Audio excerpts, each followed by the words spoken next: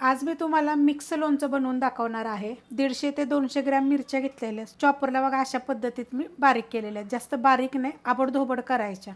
8 आवळे घेतलेले आहेत, त्यांना पण स्वच्छ धुवून पुसून खिसून घेतलेले आहेत। ते अशा पद्धतीत खिसलेले आहेत। 4 तुकडे घेतलेले ते हळदीची, ही वल्ली हळद आहे, स्वच्छ धुवून वरची साल काढून खिसून घेतलेले आहेत। 3 तुकडे होते बघा आल्याचे, त्याचे वरची पण साल काढून अशी खिसून घेतलेले आहेत। ह्याच्यामध्ये 10 ते 12 लसणाच्या पाकळ्या मी कुटून घेतलेल्या आहेत। ह्याच्यामध्ये 1 चमचा, ह्या चमच्याच्या मापाने मी आमचूर पावडर घेतलेली आहे। त्यासाठी बघा मी तेल घेतलेलं आहे, कडक उकळून घेतलेलं आहे तेल, आणि आता हे थोडंसं गरम आहे अजून। ह्यात काय करायचं आपल्याला माहिती आहे का, ह्या चमच्याच्या मापाने अर्धा चमचा हिंग पावडर टाकायची।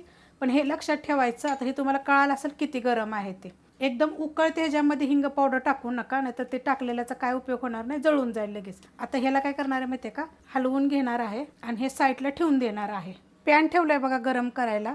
1.5 चमचा मोहरी घेतलेली आहे, 1.5 चमचा मी जिरा घेतलेला आहे, 1.5 चमचा बडीशेप घेतलेली आहे, आणि छोटा अर्धा चमचा मेथीचे दाणे घेतलेले आहेत। आता हे काय करायचं, आपल्याला चांगलं भाजून घ्यायचं आहे। पॅन आपला चांगला गरम झालेला आहे आणि करपून द्यायचं नाही।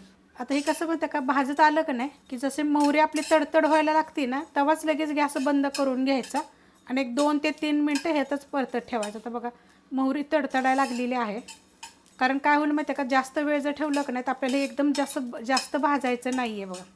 आता हे मोहरी बघा आपली चांगली भाजली गेलेली आहे, आणि आता मी ह्याच्यामध्ये थोडंसं थंड होस्तोवर एकसारखं हलवत राहणार आहे, म्हणजे आपले जी बडीशेप, जिरं, मेथीदाणे भाजले जातील।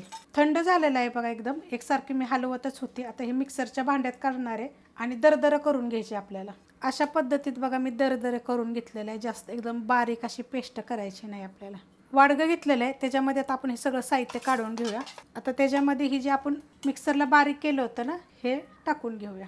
छोटा अर्धा चमचा आपण ह्याच्यामध्ये हळद टाकायची, कारण आपण ह्याच्यामध्ये ओली हळद टाकलेली आहे।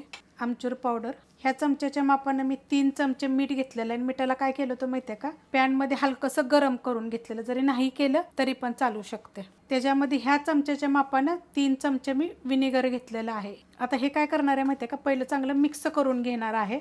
आता हे तेल जे आपण टाकलं होतं ना ह्याच्यामध्ये हिंग, हे थंड झालेलं आहे बघा। उकळून घेऊन मग मी तुम्हाला दाखवलं होतं, त्याच्यामध्ये आपण हिंग पावडर टाकले होते। मिक्स करून घेऊया।